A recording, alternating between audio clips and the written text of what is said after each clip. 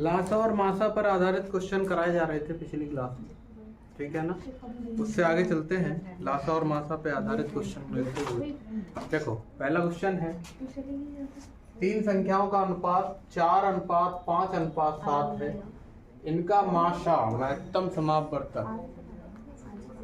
समापवर्तक HCF highest common factor या GCD, कल बताया था ना, GCD ग्रेटेस्ट कॉमन डिवीजर 8 है, तो संख्याएं क्या होंगी। इस टाइप का क्वेश्चन कल कराया था, ठीक है। देखो इनका जो मासा दिया है वो कितना दिया है, 8। मासा क्या दिया है, 8। अब देखो यहां से हमें पूछा क्या है, संख्याएं पूछी है, संख्याएं पूछी है ना, और संख्याओं का जो अनुपात दिया है वो कितना दिया है, 4:5:7। यानी अगर पहली संख्या 4 है तो दूसरी कितनी है, 5, और तीसरी कितनी है, 7। देखो डायरेक्ट संख्याएं निकालने के लिए अनुपात में गुणा किसका कर देते हैं, मासा। कल भी कराया था ऐसा क्वेश्चन, ठीक है। अनुपात में गुणा किसका कर देंगे, मासा का। तो अगर पहली संख्या देखें तो हो जाएगा 4 × 8 यानी 32। दूसरी संख्या हो जाएगी 5 × 8 यानी 40, और जो तीसरी संख्या है वो हो जाएगी 7 × 8 यानी 56। ठीक है, ये क्या आ गई, संख्या। ठीक, अगर इन्हीं का पूछे लासा पूछे तो देखो ये 4:5:7 है ना, ये सहभाज्य संख्या है तीनों आपस में। सहभाज्य का मतलब कुछ भी कॉमन नहीं है, ठीक है, कॉमन नहीं है तो सहभाज्य है। इनका लासा निकालने के लिए क्या किया था, मासा गुणा जो अनुपात है उनका गुणा, यही बताया था। तो मासा है हमारा 8 गुणा 4 पंजे 20, 20 × 7 140, ठीक है, और 14 अट्ठे 112 और 14 अट्ठे 112 और यानी लासा निकालेंगे तो कितना आ जाएगा, 1120, ठीक है ना। ठीक, चलो दूसरा क्वेश्चन देखते हैं। यह है तीन संख्याओं का अनुपात 5:6:3 है। तीन संख्याओं का अनुपात क्या है, 5:6:3। तो देखो अनुपात है हमारा 5:6:3। इनका जो लासा दिया है वो लासा कितना दिया है, 450, ठीक है। अब यहां से देखो इनका अगर लासा निकालें इनका अनुपात का तो क्या हो जाएगा, 5 × 6, क्योंकि ये 3 तो 6 में समाया हुआ है, जो 6 है इसमें 3 ऑलरेडी प्रेजेंट है ना, ठीक है, रूह में समाया हुआ है, ठीक है। तो ये लासा हो जाएगा, और इस लासा में किसका गुणा कर दें, मासा का, ठीक है। मासा हम क्या मान लें, x। मासा क्या मान लें इसका, x। तो ये हमारा लासा आ गया, और लासा क्वेश्चन में कितना दिया है, 450, और 6 पंजे 30 x, ये हो गया। अब यहां से देखो 0 से 3 से ये क्या हुआ, 15, यानी जो x की वैल्यू आई वो कितनी आ गई, 15, और ये 15 क्या होगा, मासा, क्योंकि हमने x को क्या माना है, मासा माना। ठीक, बात करें ये संख्याओं की, तो संख्या हो जाएगी 5 × 15 यानी 75, 5x होगी तो 5 × 15, 6x यानी 6 × 15, तो 15 छिक्के 90, और तीसरी है 3x यानी 3 × 15, तो 15 3 45, ठीक है, समझ में आया। देखो क्रॉस चेक करके दिखाऊं इसे थोड़ा सा, तो क्रॉस चेक करने की कोशिश करो। देखो 15 90 और 45, ये है ना।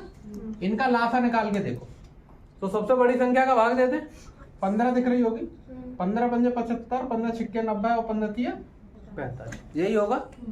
ठीक है, तो देखो ये 15 तीनों से डिवाइड हो रहा है, इसका मतलब ये क्या हो गया, मासा हो गया। अब लासा निकाले इनका, देखो 5 से काटो एक बार, अच्छा 3 से काटो थे पहले, तो ये 5 रहेगा, ये 2 और ये 1। अब 5 से काटो,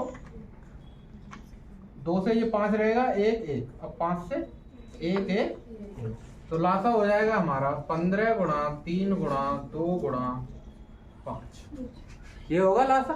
तो 15 तिया 45 गुणा 5 दूनी 45 गुणा 10 कितना हो जाएगा, 450, जो कि हमें दिया हुआ है। ठीक है ना। तो जो हमारी संख्याएं आई, हमें केवल संख्याएं निकालनी थी, वो 3 संख्याएं क्या आ गई हमारी, 75 90 और 45। ठीक है, ये तो क्रॉस चेक किया था मैंने, क्रॉस चेक आप कैसे करेंगे। ठीक है,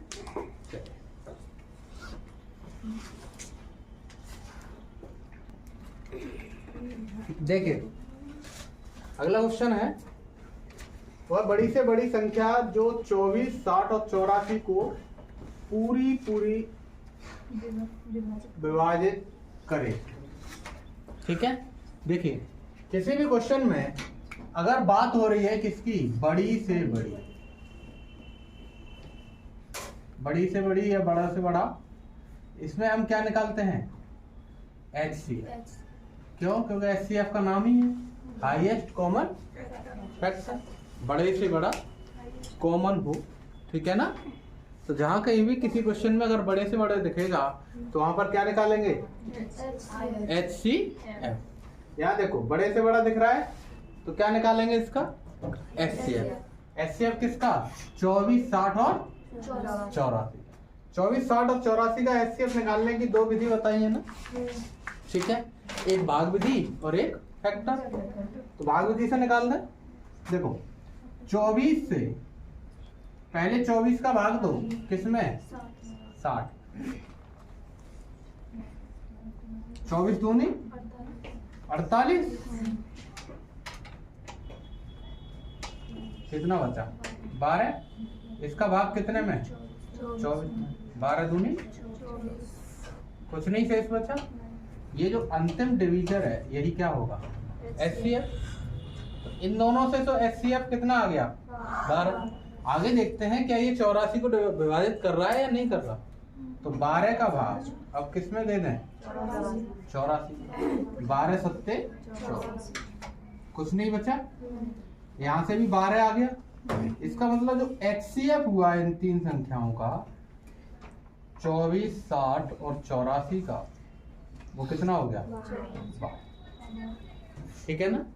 तो हम कह सकते हैं कि वो बड़ी से बड़ी संख्या कितनी है, 12 है, जिससे 24 60 और 84 पूरे विभाजित हो जाए। ठीक है ना, समझ में आया। ठीक, अगला क्वेश्चन देखो। एक कमरे की विमाएं 16 10 और 12 मीटर है। एक कोई कमरा है, इसकी विमाएं मतलब भुजाएं, लंबाई चौड़ाई और ऊंचाई। तो लंबाई है 16 मीटर, चौड़ाई 10 मीटर और ऊंचाई 12 मीटर है। इससे बड़े से बड़े पैमाना जो इन्हें पूरा विभाजित कर सके। बड़े से बड़ा आ गया, तो बड़े से बड़ा आया, क्या निकालेंगे, HCF किसका, 16 10 और 12। ठीक है ना। तो देखो सबसे छोटी संख्या का भाग उससे बड़ी में दें, 10 एकम, शेष 2 बचा, 2 का भाग किस में थे, 10, तो 5 बार जाएगा और शेष कुछ नहीं बचा। ठीक है, तो यहां से इन दोनों के लिए जो निकला वो क्या निकला, 2।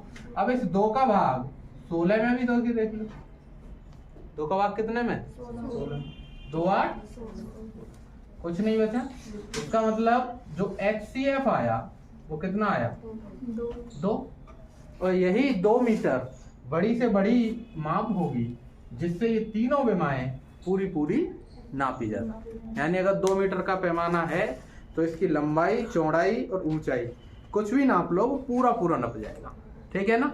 अगर लंबाई की बात करें तो 2 का भाग लगाओ 8 बार, यानी 2 मीटर का पैमाना 8 बार रख दो, लंबाई नप जाएगी, 5 बार रख दो चौड़ाई नप जाएगी, और 6 बार रख दो ऊंचाई रख जाएगी।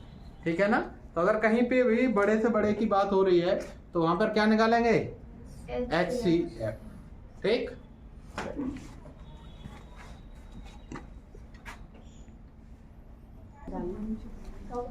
देखिए क्वेश्चन है, एक आयताकार खेत की लंबाई 250 मीटर, चौड़ाई 150 मीटर, अधिकतम क्षेत्रफल की वर्गाकार क्यारी बनाई जाए तो क्यारी की भुजा क्या होगी। ठीक है, क्वेश्चन समझ में आ रहा है। देखिए क्वेश्चन कह रहा है, एक कोई खेत है, ठीक है, इसकी लंबाई है 250 मीटर और चौड़ाई कितनी है 150 मीटर। एक आदमी गणित पढ़ा हुआ था, उसने कहा कि मैं इसमें अधिकतम क्षेत्रफल की क्यारी बनाऊंगा इस खेत में, जितना अधिक से अधिक क्षेत्रफल रख सके, और कंडीशन अधिक से अधिक में ये भी रहती है कि खेत बचना नहीं चाहिए। समझ रहे हो ना, खेत बचना नहीं चाहिए, और प्रत्येक क्यारी की माप कैसी होनी चाहिए, बराबर, और अधिकतम से अधिकतम होनी चाहिए।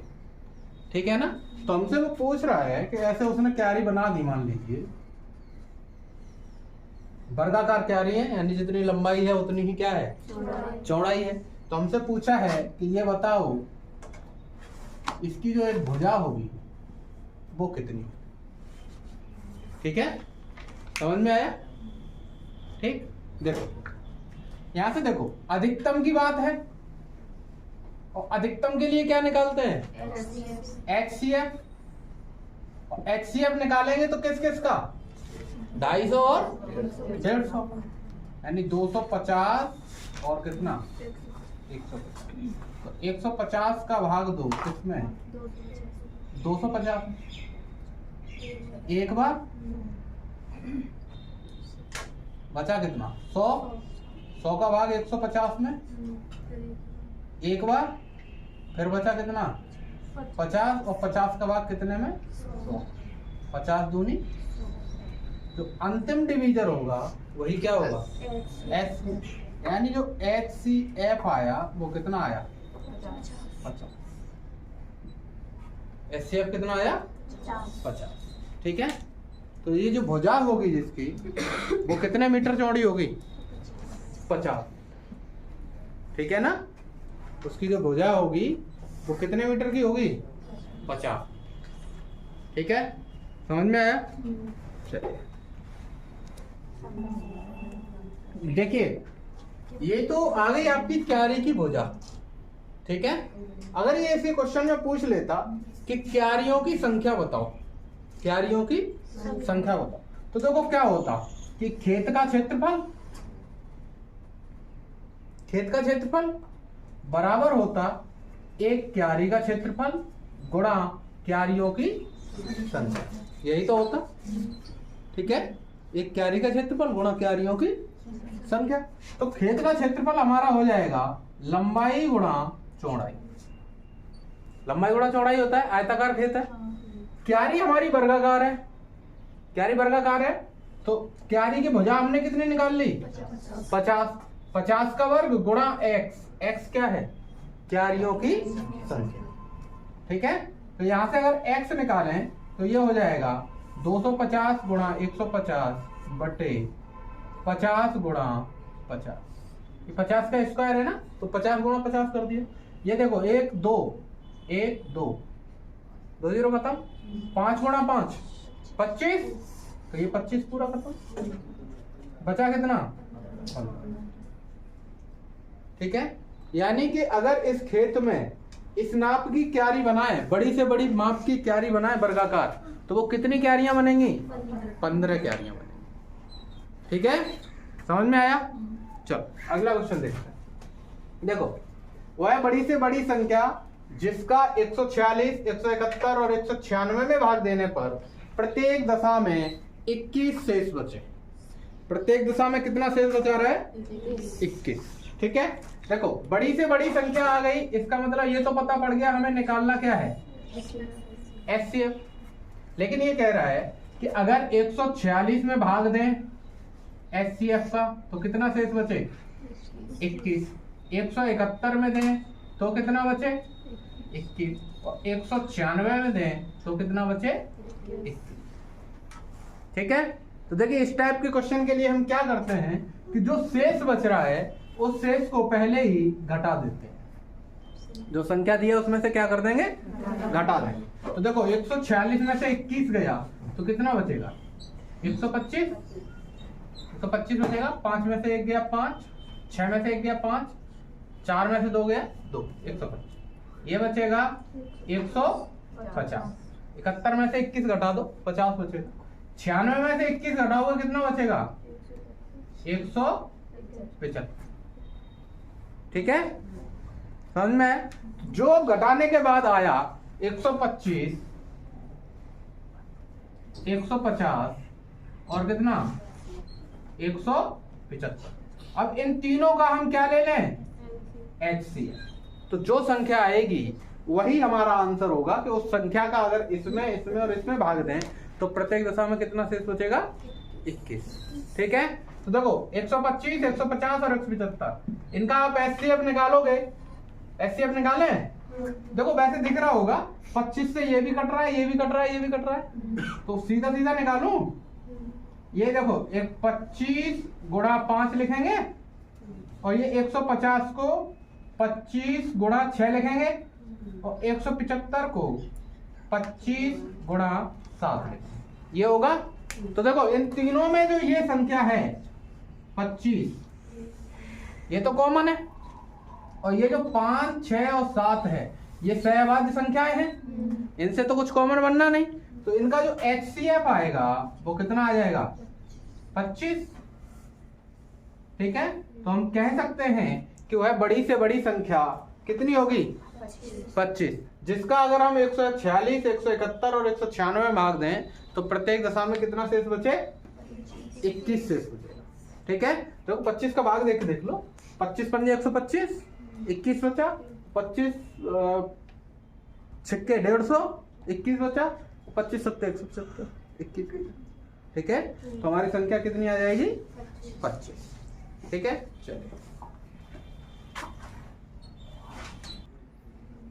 देखिए क्वेश्चन है, एक दुकानदार के पास 3 प्रकार के कलम हैं जिनकी संख्या 52, 102 और 252 है। वह अधिकतम संख्या के कलमों का एक सेट बनाता है जिससे प्रत्येक प्रकार के 2 कलम शेष रह जाते हैं। तो प्रत्येक सेट में कलमों की संख्या ज्ञात करो। एक दुकानदार था, वो इतनी संख्या में कलमें लेके आया, पेन, और उसने क्या किया कि इन पेनों से अधिकतम संख्या के सेट बनाए उसने, यानी एक प्रकार के सेट अलग बना के रख दिए, दूसरे प्रकार के अलग और तीसरे प्रकार के अलग। ठीक है, तो हमसे इसे, और प्रत्येक दिशा में क्या हुआ उसके पास 2 कलम शेष रह गए, प्रत्येक सेट से 2-2 कलम शेष रह गए। तो हमसे पूछा है कि ये बताओ आप कि उसने कुल सेट उसके पास कितने बने और एक सेट में कितने कलम थे। ठीक है, देखिए इसमें हम क्या करते हैं, अभी बताया था कि ये जो 52 है, 102 है और कितना है 252, इनसे जो शेष बच रहा है उसको घटा देते हैं। कितना शेष बच रहा है 2 सेट शेष बच रहा है, तो 52 से 2 जाएगा कितना बचेगा 50, 102 से 2 जाएगा कितना बचेगा 100 और 252 से 2 जाएगा कितना बचेगा 250। इसके बाद जो संख्या आई उनका हम क्या ले लेते हैं HCF, किसका 50, 100 और 250। दिख रहा है कितना होगा, सीधा सीधा देखो ये 50 है, ये 50 दूनी 100, ये 50 पंजे 250, तो जो HCF आया वो कितना आ जाएगा 50। HCF कितना आ जाएगा 50 आ जाएगा। ठीक है, तो हम कह सकते हैं कि अधिकतम कलम होंगे एक सेट में वो कितने होंगे 50। अधिकतम कलम कितने होंगे 50। अब ये कह रहा है सेटों की संख्या, सेटों की संख्या, तो देखो 2 कलम तो एक्स्ट्रा बचे ही हमारे पास, इन्हीं से तो सेट बने। तो सेटों की संख्या अगर देखें तो 50/50 यानी 50 टोटल कलम थे और 50 का ही सेट बन रहा है, पहले से ये बन जाएगा। दूसरे में कितने कलम है 100 और सेट कितने का बन रहा है 50 का। तीसरे में कितने कलम है 250, सेट कितने का बन रहा है 50 का। तो देखो एक सेट ये बना 50 से 50 कट जाएगा कितने बार? एक बार। एक सेट ये बन गया, ये 2 बन गए और ये 5, 0 से 0 बचे 5, यानी टोटल जो सेट बने वो कितने बने? 8। यानी जो टोटल सेट बनेंगे उसके पास कलमों के वो कितने बन जाएंगे? 8। और एक सेट में कलमों की संख्या कितनी होगी? 50। ठीक है, समझ में आया? देखो एक और क्वेश्चन देखो, ऐसा ही समझ में आ जाएगा। इसने कहा कि एक माली के पास 3 प्रकार के फूल हैं जिनकी संख्या 97, 145 और 241 है। वह अधिकतम संख्या की ढेरी बनाता है और प्रत्येक से एक फूल शेष रह जाता है, तो प्रत्येक ढेरी में फूलों की संख्या ज्ञात करो। एक माली था, उसके पास कई तरह के फूल थे। फूल वो इकट्ठे करके लाया, उसने क्या किया कि ढेरी बनाई फूलों की, छोटी छोटी ढेरी। और ढेरी बनाने के बाद उसके पास प्रत्येक से कितने फूल शेष रह गए? एक फूल शेष रह गया। ठीक है, तो हमसे ये पूछ रहा है कि आप ये बताओ कि एक ढेरी में कितने फूल होंगे।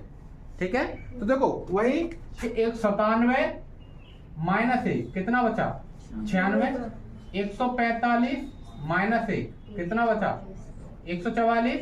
और 241 माइनस 1 कितना बचा? 240। इतने हो गए। जो शेष बचा था वो हमने घटा दिया। शेष फूल कितना बचा था? एक। अब देखो ये 96, 144 और 240, इनका एचसीएफ लें। एचसीएफ लें तो 96 का भाग पहले कितने है? 144 में। एक बार जाएगा 96, 14 में से 6 गए 8, 13 में से 9 गए 4, 48। अब 48 का किस में दें? 96 में। तो 48 दूनी 6, कुछ नहीं बचा। देखो इन दोनों से कितना बना?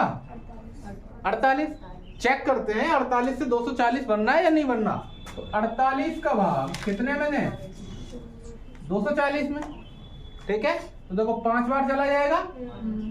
5 अट्टे 40, हासिल का 4, 5 चौक 20 और 4 24, कुछ नहीं बचा। ठीक है, इसका मतलब ये जो 96, 144 और 240 का एचसीएफ आया कितने का? 96, 144 और 240, इनका जो एचसीएफ आया वो कितना आया? 48। इसका मतलब हुआ कि प्रत्येक ढेरी में कितने फूल होंगे? 48। ठीक है ना। अब वो पूछे ढेरियों की संख्या क्या होगी? क्या पूछे? ढेरियों की संख्या। तो देखो 96 बट्टे 48 प्लस दूसरा कितना है? 144 बट्टे 48 प्लस कितना है? 240 बट्टे 48। देखो 2 बार, ये कै बार? 3 बार और ये 5 बार। तो कुल ढेरी बन जाएगी 2 + 3 + 5, यानी कितनी ढेरी? 10। ये पूछा नहीं है, लेकिन अगर ढेरियों की संख्या पूछ लेता तो कितनी आती? 10। ठीक है, समझ में आया? चलिए